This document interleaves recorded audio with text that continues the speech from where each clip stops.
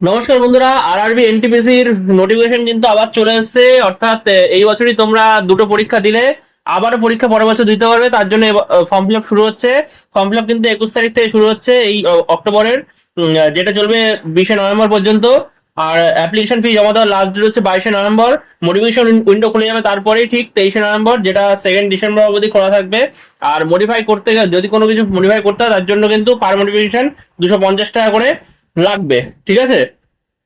আচ্ছা, vacancy details দিয়ে চলে আসি তাহলে। গুডস ট্রেন ম্যানেজার, এটাতে কিন্তু 3416টা ভ্যাকেন্সি রয়েছে। টোটাল ভ্যাকেন্সি 5810টা। গুডস ট্রেন ম্যানেজারে 3416, junior accounts assistant cum typist 921, senior clerk cum typist 638, station master 615, chief commercial cum ticket supervisor 161, traffic assistant 59। Total হচ্ছে 5810। ঠিক আছে? আচ্ছা, এলিজিবিলিটি ক্রাইটেরিয়া যেটা আগের বছর ছিল সেমই রয়েছে। এজ লিমিট কিন্তু জেনারেলদের জন্য 33, আর ওবিসি দের জন্য 36, SC ST এর জন্য 38, পিডাব্লিউবিডি এর জন্য 43। ঠিক আছে? এডুকেশনাল কোয়ালিফিকেশনে যদি চলে আসা যায় তাহলে গ্রাজুয়েশন লাগবে।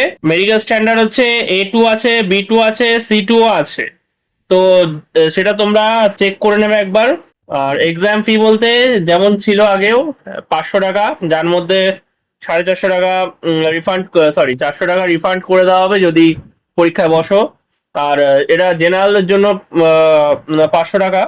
আর বাকি যে মাইনরিটি ক্যাটাগরি রয়েছে, অর্থাৎ আই মিন যারা রিজার্ভ ক্যাটাগরি আছে তাদের জন্য 250 টাকা।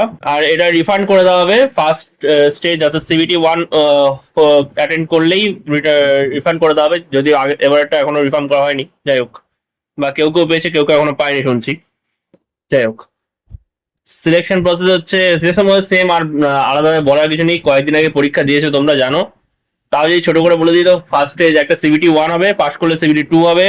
তারপরে আরো আই টেস্ট ফেস্ট, অর্থাৎ মেডিকেল ফেডিক্যাল স্কিল টেস্ট, বাকি সবকিছু হবে। তো এইগুলোই ছিল। আর কিছু সেরকম বলার মতো নেই। কিছু জানার থাকলে কমেন্ট করো। ভালো থেকো। শুভ দীপাবলি সবাইকে।